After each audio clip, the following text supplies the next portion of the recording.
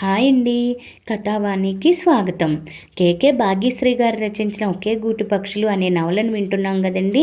ఈరోజు 8వ భాగం వినేద్దామా? చిక్కుల్లో పడతావేమో బాలు, మానస అంది కిటికీలోంచి ఆకాశంలో కనబడుతున్న చంద్రుడిని చూస్తూ. పౌర్ణమి ముందు రోజులు. చంద్రుడు నిండుతనాన్ని సంతరించుకుంటూ వెన్నెలను విరచిమ్ముతున్నాడు. చుట్టూ చుక్కలు ఆ వెన్నెలకు మెరుగులు దిద్దుతున్నాయి. మానస ఇంట్లో విరజ, ఆమె పాప నిశ్చింతగా నిద్రపోతున్నారు. బాలును నమ్మి వచ్చిన ఏదో శంకతో నలిగిపోయిన ఆమె మానసను చూడగానే హాయిగా ఫీల్ అయ్యింది. ఏ ప్రశ్నలు వేయకుండా ఇంట్లోకి రానిచ్చి వేడివేడి భోజనం తినిపించిన మానస పట్ల విరజకు విశ్వాసం కుదిరింది. తిన్న వెంటనే కళ్ళు మూతలు పట్టడంతో ఆమెకు పడక ఏర్పరిచింది మానస. బాలు ఆమె కూడా తినడం ముగించి బాలు గదిలోకి చేరాక అప్పుడు అడిగింది విరజ గురించిన వివరాలు. అంతా వివరించాడు బాలు. మానసకెందుకో బాలు ఇలా చేయడం నచ్చలేదు. ఆమెను కాపాడాలనుకోవడం మంచి విషయమే, కానీ ఆమెను కూడా తీసుకురావడం ఇది మాత్రం మానసకు మింగుడు పట్టడం లేదు. తానన్న మాటలకు బాలు ఉలకక పలకపోవడంతో మళ్ళీ అంది మానస. బాలు, నిన్నే వెనక ముందు ఆలోచించక ఆ అమ్మాయిని తీసుకొచ్చావు. నువ్వు చిక్కుల్లో పడతావేమోనని భయంగా ఉంది. బాలు ఆమె కేసి చూసి, చిక్కులా? అవేంటి అన్నాడు వింతగా. మానస కోపంగా చూస్తూ, నీకు తెలియదా?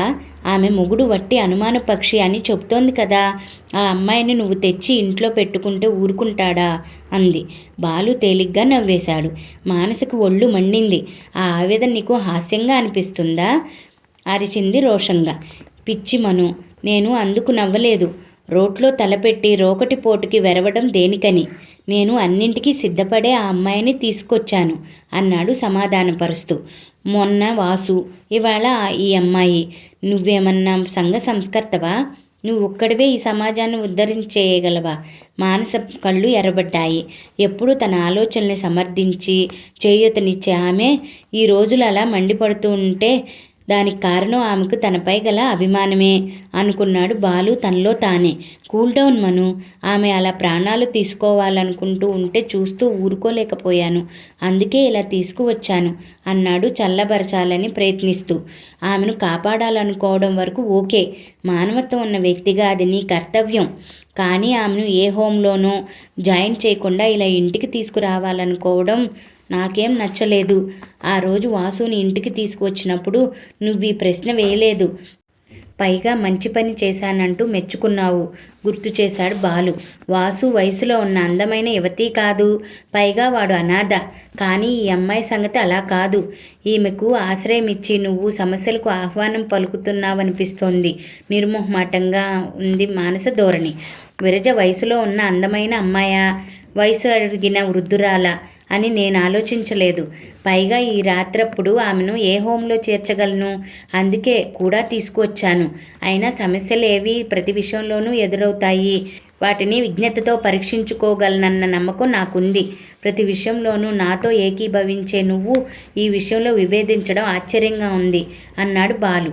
మానస మాట తీరుకు ఆశ్చర్యపోయాడు. నా బాధల్లా నువ్వు బాధపడకూడదనే బాలు. మంచి పని చేయాలనుకోవడం గొప్ప విజయమే, కానీ దాని ద్వారా మన మనుగడకి ప్రమాదం ఏర్పడకూడదని దిగులుగా చూసింది మానస. ఇప్పుడు పూర్తిగా అర్థమైంది ఆమె ఆంతర్యం ఏంటో. ఆమెకు తన మీదున్న అభిమానానికి బాలు కళ్ళు చెమర్చాయి.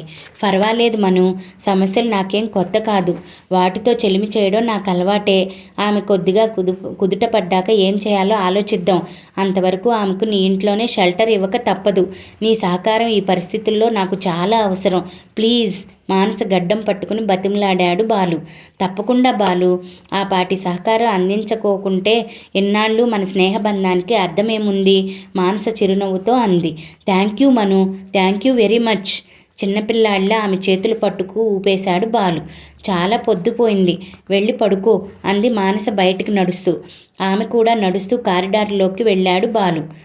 గుడ్ నైట్ చెప్పాడు చిరునవ్వుతో. Thank you, same to you. చెయ్యూపి తన ఫ్లాట్లోకి వెళ్ళిపోయింది మానస. ఆమె తలుపేసుకునే వరకు ఉండి తను లోపలికి వెళ్ళిపోయాడు బాలు. వీళ్ళిద్దరినీ గమనించిన ఒక వ్యక్తి ముఖంలో ఆ రంగులు మారాయి.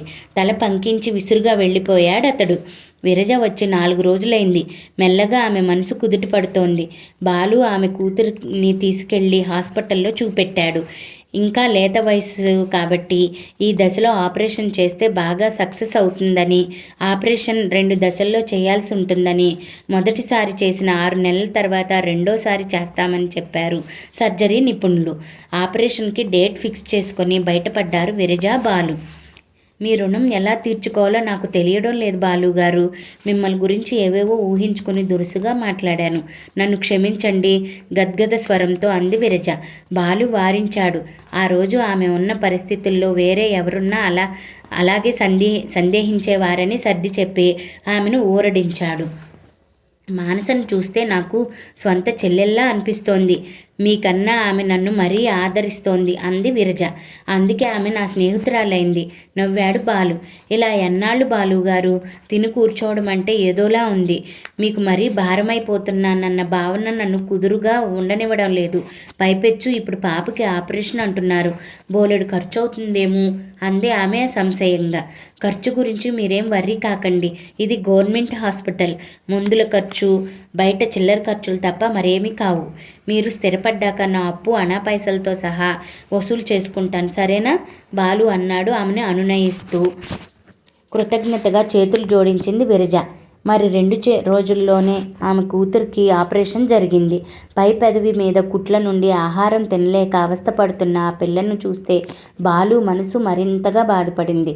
స్పూన్ సహాయంతో ఒక్కో చుక్కగా ద్రవపదార్థాలను జారవిడుస్తోంది విరజ. సాయంత్రం పార్లర్ మూసేశాక వెళ్ళి ఆమెకు కాస్త సాయంగా ఉండి వస్తోంది మానస. వారం రోజుల తర్వాత పాపని డిశ్చార్జ్ చేశారు. మెల్లమెల్లగా మామూలుగా ఆహారం ఇవ్వసాగారు. విరజ వచ్చాక మానసకు ఇంటి పని, వంట పని తప్పింది. ఇల్లు చక్కగా పరిశుభ్రంగా ఉంచడంతో పాటు కమ్మగా, రుచికరంగా వంట చేసి పెడుతుంది. ఆమె చేతిలో ఏ మహత్యం ఉందో కానీ ఏ వంట చేసినా అద్భుతంగా కుదురుతోంది. ఈ పనులన్నీ ఎందుకని మానస, బాలు వారించినా వినదు విరజ.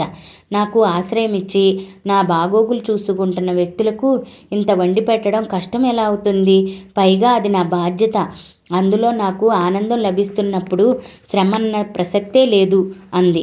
అలా కాదు విరజ, పాప మంచి చెడ్డలు చూసుకోవడమే కష్టం, మళ్ళీ ఈ పనులెందుకు అంది మానస ఇబ్బందిగా. ఇది నాకు కష్టం అనుకుంటున్నారా? మా అత్తవారింట్లో ఇంతకు 3 రెట్లు పనిచేసేదాన్ని. వాళ్ళ తిట్లు నిష్ఠూరాలు భరిస్తూ ఇక్కడి పనితో పోలిస్తే ఇది సముద్రంలో ఇసుక రేణువు. పైగా ఆ నిందలు చివాట్లు లేకపోవడంతో మనసు కాస్త ప్రశాంతంగా కూడా ఉంది అంది విరజ నవ్వుతూ. మరేం మాట్లాడలేదు మానస. విరజ లేకపోతే క్షణం గడవని పరిస్థితికి చేరుకున్నారు బాలు, మానస కూడా. భార్యాభర్తల తగువుల మధ్యన పడి పాపకి పేరు పెట్టడమే విస్మరించారు విరజ, ఆమె భర్త. అందుకే బాలే ఆ పాపకు నామకరణం చేశాడు. హసిత అని పేరు పెట్టి ముద్దుగా పిలవసాగాడు. పాప కూడా బాలుకి దగ్గరైంది. అతడి గొంతు వింటే చాలు వాళ్ళమ్మ చేతుల్లోంచి కిందకి జారి పాక్కుంటూ బాలు కాళ్ళ దగ్గరకు వచ్చేస్తుంది. బాలుకి చేతులిచ్చేసి ఎత్తుకోమని మారం చేస్తుంది. బాలు ఎత్తుకోగానే హూ హూ అంటూ ఊసులు చెప్తుంది. బాలు హసితను ఎత్తుకొని ముద్దులు పెట్టుకోగానే విరజ కళ్ళల్లో ఏదో వింత మెరుపు ప్రత్యక్షమవుతుంది. కన్న తండ్రి ఏనాడు హసితనిలా ఎత్తుకోలేదు, హృదయానికి అద్దుకోలేదు. ఏ బంధము లేకపోయినా హసితను అక్కన చేర్చుకుంటున్నాడు. తండ్రి ప్రేమ ఎరుగని చిన్నారి హసితకు ఆప్యాయత పంచి వస్తున్నాడు. ఈ వాత్సల్యానికి అర్థమేమిటి? తన మనసును తానే ప్రశ్నించుకున్న సమాధానం దొరకలేదు బాలుకి. అందరిలాగే పసిపాపను చూస్తే పరవశించి చేరదీశాడు. దానిలో అర్థాలు వెతకడమేంటి? ఫూలిష్నెస్ కాకపోతేను మనసుని మభ్యపెట్టుకోవాలని చూసినా సాధ్యం కాలేదు. అలాగని అతడి మనసులో వేరే దురుద్దేశం ఏమీ లేదు. హసిత పట్ల ప్రత్యేకమైన అభిమానం తప్ప. అది ఎందుకో మాత్రం తెలియదు. కొన్ని అనుభూతులకు లాజిక్ ఉండదు, అదంతే. ఒక పక్క మానస శివల మధ్య సాన్నిహిత్యం పెరిగిపోతుంది. ఒక శుభముహూర్తం చూసుకొని ఆమెకు ఐ లవ్ యూ చెప్పాలని అతడి ప్రయత్నం. కేవలం ఆమె పట్ల ప్రేమ ఒక్కటే కాదు, ఇది అని చెప్పలేని ఇంకేదో వింత భావన అతడిలో అస్పష్టంగా కదలాడుతోంది. ఆ భావం మానస బాలుని దగ్గరగా చూసినప్పుడు మరింత ఎక్కువవుతుంది. అది అతడి కళ్ళ ద్వారా ప్రకటితమవుతూ ఉంటుంది. మానస మాత్రం అతడి కళ్ళల్లోకి చూసి ఆ భావాన్ని పసిగట్టలేకపోతుంది. పసిగట్టి ఉంటే ఏం జరిగి ఉండేదో. హలో బాలుగారు, ఫోన్లో రాకేందు వదన స్వరం వినపడగానే ఎగ్జైట్ అయ్యాడు బాలు. హలో ఇందు, ఎక్కడి నుంచి మాట్లాడుతున్నారు? క్షేమమేనా? ఆనందాశ్చర్యాలను గొంతులో మేవళించి అడిగాడు బాలు. క్షేమమే, మీ ఊరి నుండే మాట్లాడుతున్నాను, చిన్నగా నవ్వి చెప్పింది ఇందు. ఓ, మీరు వైజాగ్ వచ్చారా? ఎప్పుడు? అడిగాడు బాలు. నిన్ననే వచ్చాను. మీరు ఏమీ అనుకోకుండా నాకు చిన్న హెల్ప్ చేసి పెడతారా? అభ్యర్థనగా అంది ఇందు. With pleasure. ఏమిటో చెప్పండి అడిగాడు బాలు. మరేం లేదు, రేపు నేను ఒక ఇంటర్వ్యూకి హాజరు కావాల్సి ఉంది. మా ఫ్రెండ్ వాళ్ళ ఇంటికి వచ్చాను, కానీ అనుకోకుండా వాళ్ళు ఊరు వెళ్ళాల్సి వస్తుంది. ఈ సాయంత్రమే ప్రయాణం. ఏం చేయాలో తోచడం లేదు. వాళ్ళు వెళ్ళినా సరే నన్ను వాళ్ళ ఇంట్లోనే ఉండమంటోంది నా ఫ్రెండు. కానీ ఎవరూ లేకుండా ఈ పెద్దింట్లో బాప్రే, నేను ఉండలేను. అందుకే నేను ఉండేందుకు సేఫ్ అయిన హోటల్ ఏదన్నా చూసి పెడతారని చెప్పింది ఇందు మొహమాట పడుతూనే. బాలు ఆలోచనలో పడ్డాడు. ఆడపిల్ల ఒక్కర్తి హోటల్లో ఉండడం అంత మంచిది కాదు. అది ఎంత మంచి హోటల్ అయినా సరే. అందుకే ఇందుతో చెప్పాడు, మీకు అభ్యంతరం లేకపోతే నా ఫ్లాట్కి ఎదురుగా ఉండే ఫ్లాట్లో నా ఫ్రెండ్ మానస ఉంటుంది. ఆమె దగ్గర ఉందురు కానీ నా దృష్టిలో మీరు ఒక్కరు హోటల్లో ఉండడం అంత సేఫ్ కాదు. మీ ఫ్రెండ్ దగ్గర ఉండడానికి నాకు అభ్యంతరం లేదు, కానీ ఆమెకి ఇబ్బందిగా ఉంటుందేమో సంశయం వ్యక్తపరిచింది ఇందు. నో ప్రాబ్లం, తను అడ్జస్ట్ అవుతుంది. మా మానస ఇల్లు పుష్పక విమానం లాంటిది, ఎందరొచ్చినా సరిపోతుంది నవ్వాడు బాలు. ఓకే, మీరు చెప్తున్నారు కాబట్టి సరే. సారీ మిమ్మల్ని ఇబ్బంది పెడుతున్నందుకు. థ్యాంక్స్, మీరు ఈ హెల్ప్ చేస్తున్నందుకు. తను నవ్వింది ఇందు. సరే, మీరు ఎక్కడున్నారో అడ్రస్ చెప్పండి, వచ్చి పికప్ చేసుకుంటాను అంటూ ఆమె చెప్పిన అడ్రస్ని నోట్ చేసుకున్నాడు. మానసని కలిసి ఇందుని ఇన్వైట్ చేసిన విషయం చెప్పాడు. ఆమె తన హర్షం వెలబుచ్చింది. తన ఫ్రెండ్ నీలిమ ఆమెకు వీరాభిమాని అని, రాకేందు వదన వచ్చాక ఆమెను కూడా పిలిచి పరిచయం చేస్తానని సంబరపడింది. బాలు ఆ సాయంత్రం ఆఫీస్ నుండి వచ్చేటప్పుడు వెళ్ళి ఇందుని పికప్ చేసుకుని ఇంటికి తీసుకొచ్చాడు. మానస ఇందుకు సాదరంగా స్వాగతం పలికింది. క్షణాల మీద ఇద్దరు కలిసిపోయారు. ముచ్చటగా ఉన్న వాళ్ళని ఇళ్ళని చూసి ముచ్చట పడింది ఇందు. బ్రహ్మచారి గారి గది అంటే చాలా డర్టీగా ఊహించుకున్నాను, కానీ మీ ఇల్లు చాలా నీట్గా ఉంది. బాలు ఫ్లాట్ను చూసి ప్రశంసాపూర్వకంగా అంది ఇందు. బాలు గర్వంగా కాళ్ళరెగరేసి, అంతా విరజాదేవి దయ, ఆమె ఓపిగ్గా ఇల్లంతా సర్దుతుంది అన్నాడు. ఐసీ, ఇంతకీ విరజగారు ఎవరు? నీ చుట్టాలా లేకపోతే ఫ్రెండా? అడిగింది ఇందు పొందిగ్గా ఉన్న ఇంటిని పరికిస్తూ. బాలు మానస ముఖాముఖాలు చూసుకున్నారు. విరజ మాకు బంధువే, ఆ భగవంతుడు ప్రసాదించిన ఆత్మబంధువు చెప్పాడు బాలు కాసేపాగి. అవును బాలుగారు, ఆ భగవంతుడు నాకు ప్రసాదించిన వరం. ఆయనే లేకపోతే నేనేమైపోదునో అంది విరజ కన్నీటి తెరలు అలుముకుంటుండగా. అయోమయంగా చూసింది ఇందు బాలు వైపు. ఏం చెప్పాలో తోచలేదతడికి. విరజ కళ్ళు తుడుచుకుంటూ తన గాథ మొత్తం వినిపించింది. బాలు సహృద్రాన్ని, మానస చేయూతని అభినందించింది. వారి ఎడల కృతజ్ఞతను ప్రకటించింది. ఇందు ఆశ్చర్యపోయింది. ఈ రోజుల్లో కూడా ఇలాంటి వాళ్ళున్నారా? పక్కవాడు ఏమైపోతే మనకేం అని స్థితిలో ఉంది ప్రస్తుత సమాజం. కానీ సాటివారి కష్టాసుఖాలు గురించి ఆలోచించే వ్యక్తులు కూడా ఉంటారని ఆమెకి ఈరోజే తెలిసింది. యు ఆర్ గ్రేట్ బాలుగారు. సాటివారి కష్టాలకు స్పందించి చేతనైన సాయం చేస్తున్నారు. అందరి దాకా ఎందుకు, నా మట్టుకు నేనే రాస్తాను చాలా కథల్లో, నవల్లో. సాటి వారికి సాయం చేయాలన్న అభిప్రాయాన్ని కానీ ఇప్పటివరకు అందరించలేకపోయాను. మిమ్మల్ని చూశాక నాకు ఇలా ఆపదలో ఉన్నవారికి చేతనైన సాయం చేయాలన్న కోరిక కలుగుతోంది. Really you are very very great, మనస్ఫూర్తిగా మెచ్చుకుంది ఇందు. ఆమె మాటల్లో నిజాయితీ కొట్టొచ్చినట్లుగా కనిపిస్తోంది. బాలు ఇబ్బందిగా కదిలాడు. ఆమె మాటలు వాస్తవమే అయినా పొగడ్తలంటే ఎందుకో అతడికి నచ్చవు. మీరు మరీ పొగిడేస్తున్నారు.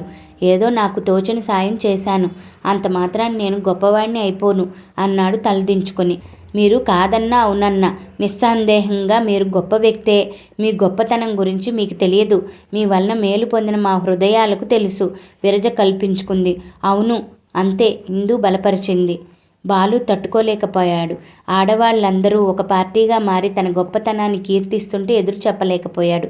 2 చేతులు జోడించి వాళ్ళ వైపు నిస్సహాయంగా చూస్తూ, సర్లేండి, నేను గొప్పవాడినేనని ఒప్పుకుంటాను. ఇక మునగ చెట్టెక్కించడం ఆపేయండి అన్నాడు బాలు. అలా రండి దారికి నవ్వింది ఇందు.